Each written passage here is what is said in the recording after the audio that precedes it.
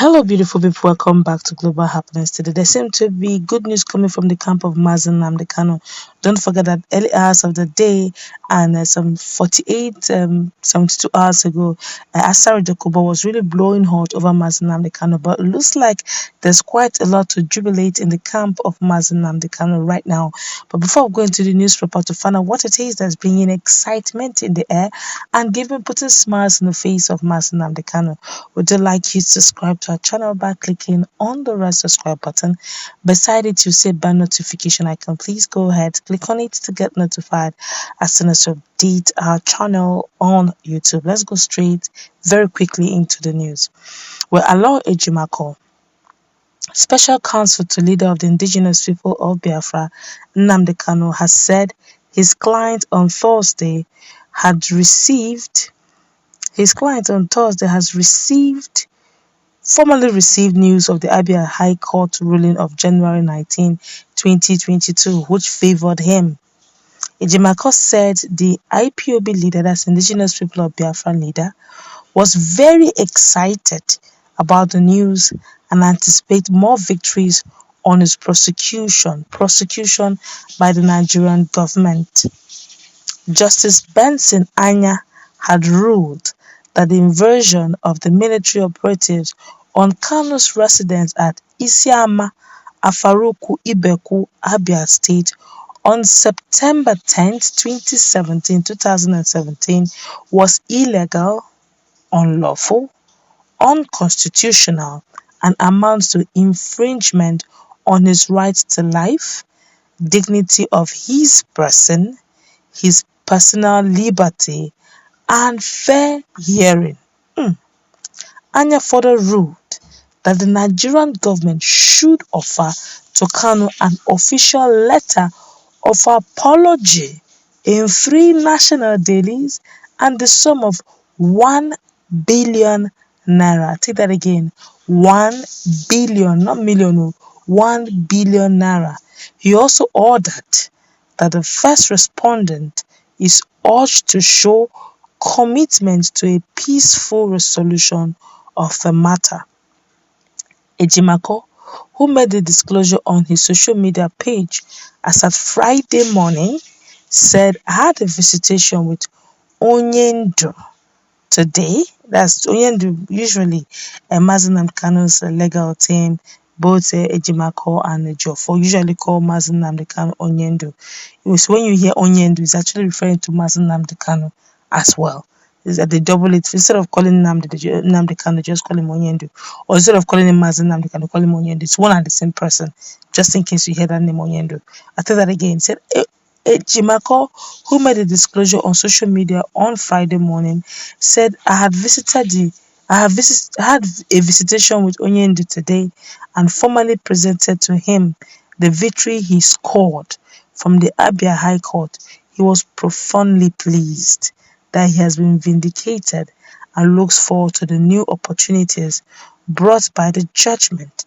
He greets you all, the faithful and the loyal ones. Wow, this is quite, it's just like getting a fresh air when you have been so hot and there seems not to be any good oxygen coming in, and all of a sudden you get cool breeze from, and I can just imagine his face right now having heard this kind of information. Don't also forget that Mazinam, this is one of the first legs. It has been simultaneous hearing of so many suits. This was one of the few suits that has judgment and verdict have been passed. At this there's still several ones to come. The one that is being passed right now, or the one that is bringing so much excitement right now, is the one that was done in Umuahia. But the only thing I know that amongst the list of requests that was placed before the judge before the verdict was given. In fact, the judge really expedited action. He just quickly heard the whole proceedings and he just gave his verdict. There's no need to start posting the thing today, tomorrow. He just gave his verdict, and I must commend the man's boldness. This can be honestly, I commend his boldness. Now, One would have expected that more of this will come, or one would have expected him to do that. He didn't. He just gave the verdict. But among those things, Ejimakor, the special counsel to Nnamdi Kanu, wrote, there was one I noticed that was not. It was they did not loud that part, as in the mic was not, the ovation was not loud on that, and he did not put so much attention. He talked about it was supposed to be 5 million. He gave sorry, it was supposed to be 5 billion. He finally agreed to 1 billion, which is 1 billion. It's fair enough. Okay, fair enough. Nobody expected him to even get anything. But his legal team were confident of what they are asking for, and they got it. But there's one thing that I know, that if he had, said a lot on it, or buttress his point on that, just maybe it would even drag or probably stop the next precedent, which is this one that Mike Zehome, the senior advocate of Nigeria, is taking charge over. Don't forget, he's now the lead counsel on that one. Before now was Ifeanyi Ejiofor, but right now it is now the senior advocate of Nigeria, Mike Zehome. That particular one, that I was honestly, every Nigerian, I'm sure most people supporting Nnamdi Kanu or following the case were waiting for that particular verdict, of which the judge didn't say anything on, which is returning Nnamdi Kanu from to the position he was as at the day of his extraordinary rendition. I think that should be on the 17th or so of June or July 2021. In fact, he was very emphatic on that part, saying that if they can return him, Mazen Kanu, because he was extraordinary indicted, based on what the lawyer said, that if they can return him back to Kenya, where he will now go to his resident country, which is UK, then so that the bed, according to Aloy Ejimakor, he said the federal government will not benefit in their own wrong.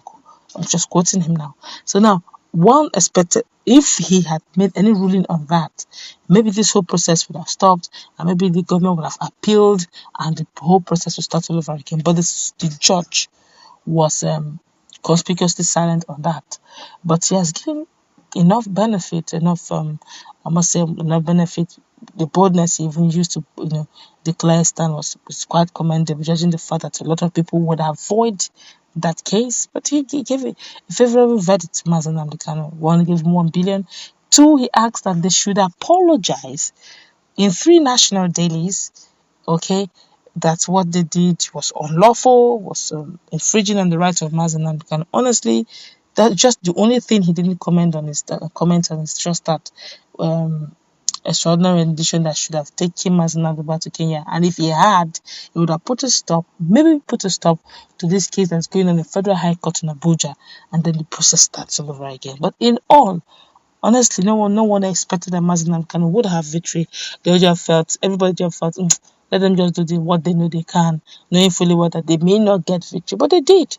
But everybody's also expecting that there will be an appeal coming from the federal government. So it's not, I think they should survive the victory for the now. More fireworks may come from the legal team of the federal government. That's where we're going to wrap it up. Let's meet in that comment section, please. What's your take? Do have a nice